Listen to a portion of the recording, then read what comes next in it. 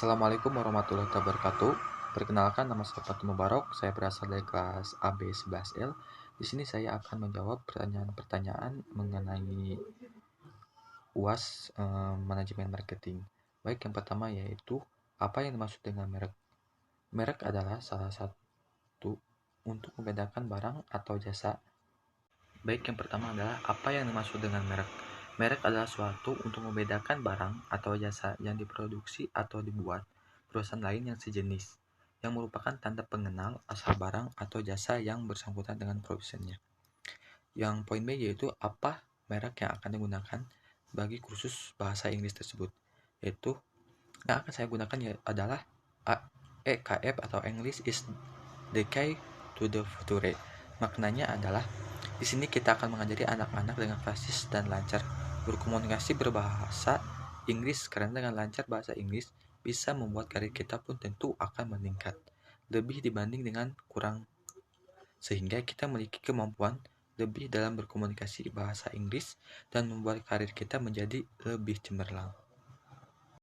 Baik, dan selanjutnya yaitu poin C nomor 1. Apa tagline yang akan Anda gunakan untuk bagi kursus bahasa Inggris? Yang akan saya gunakan yaitu Study English Hard to Achieve a Better Career. Artinya adalah belajar Inggris dengan giat untuk mencapai karir yang lebih baik. Maknanya adalah kita yang selalu berusaha dan rajin untuk belajar berbahasa Inggris. Maka masa yang akan datang dengan karir yang bagus pun akan menanti. Karena belajar bahasa Inggris pada zaman sekarang sangat dibutuhkan dalam semua bidang pekerjaan atau perusahaan. Dan selanjutnya yaitu nomor 2. Dalam merencanakan penawaran pasar, pemasaran harus memiliki 5 tingkat produk. Apa 5 tingkat produk khusus bahasa Inggris Anda, dan jelaskan. Yaitu yang pertama adalah core benefit, yaitu manfaat dasar dari suatu produk yang ditawarkan kepada konsumen. Yang kedua yaitu basic produk, yaitu bentuk dasar dari suatu produk yang dapat dirasakan oleh panca indera. Untuk produk jasa kami akan dirasakan oleh seorang yang mengikuti kursus saat dia melakukan wawancara.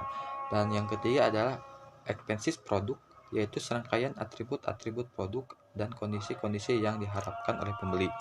Dan yang selanjutnya itu argumen produk, yaitu sesuatu yang membedakan antara produk yang ditawarkan oleh badan usaha dengan produk yang ditawarkan oleh pesaing. Dan poin yang terakhir yaitu potensial produk, argumen dan perubahan untuk yang dialami oleh suatu produk di masa datang. Kami mengadakan persetujuan 1 tahun mahir berbahasa dengan jaminan semua murid bisa memahami dan menguasai bahasa Inggris. Dan selanjutnya yaitu pertanyaan yang ketiga, yaitu usaha kursus bahasa Inggris Anda termasuk dalam kategori industri jasa. Apa yang dimaksud dengan jasa? Dan selanjutnya yaitu pertanyaan nomor 3, poin A. Apa yang dimaksud dengan jasa? Jasa merupakan tindakan yang menghasilkan manfaat dan dapat ditawarkan oleh seseorang, sedangkan usaha jasa adalah sebuah bisnis yang menjual atau menawarkan sebuah produk dalam bentuk pelayanan jasa. Selanjutnya yaitu pertanyaan poin B. Karakteristik jasa ada 4. Jelaskan dan berikan contoh yang berbeda dengan modul. Poin pertama yaitu tidak berwujud atau intangibility, contohnya jasa titip seperti GoFood dan lain-lain. Tidak dapat dipisahkan, invariability, contohnya memasang pagar kanopi yang harus dipasang oleh tukang alisnya. Selanjutnya yaitu keragaman atau variability, beragam dimulai jasa ketik, jasa titip, tukang cukur, fotokopi, dan lain-lain. Dan yang terakhir tidak tahan lama atau flexibility, contohnya permintaan jasa catering. Dan selanjutnya yaitu jawaban nomor 4. Diketahui biaya tetap yaitu Rp 35 juta per tahun, biaya variabel 2.500.000 per tahun, target penjualan per tahun yaitu 100 peserta, investasi 100 juta, dan yang ditanyakan yaitu hitungan harga pokok produksi atau HPP. HPP yaitu 2.500.000 ditambah 35 juta per 100 sama dengan 2.500 ditambah 350.000 sama dengan 2.850.000 per tahun. Hitungan harga jual merek A 25% dari penjualan.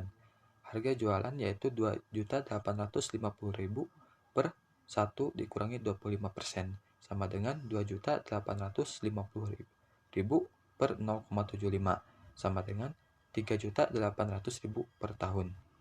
Berdasarkan tingkat pengembalian yaitu 20% dari investasi, tingkat pengembalian 2.850.000 ditambah 20% dikali 100 juta per 100 sama dengan 2.850.000 ditambah 200.000 sama dengan 3.050.000. Hitung break even point atau BEV berdasarkan tingkat pengembalian. BEV 35 juta per 3.050.000 dikurangi 2.500.000 sama dengan 35 juta per 550.000 sama dengan 63,7. Dan pertanyaan yang terakhir yaitu nomor 5, program promosi kursus bahasa Inggris EKF English is the key to the future, yaitu potongan harga untuk anggota member. Dengan menggunakan promosi secara ini pasti akan membuat tertarik orang lain, karena adanya potongan harga sebagai memberi jadi para konsumen itu gabung dan daftar sebagai member khusus bahasa Inggris. Poin selanjutnya yaitu konsultasi gratis. Konsultasi secara gratis bisa chat lewat via online supaya memproduksi para konsumen untuk bertanya. Dan selanjutnya itu promosi melalui marketplace jasa.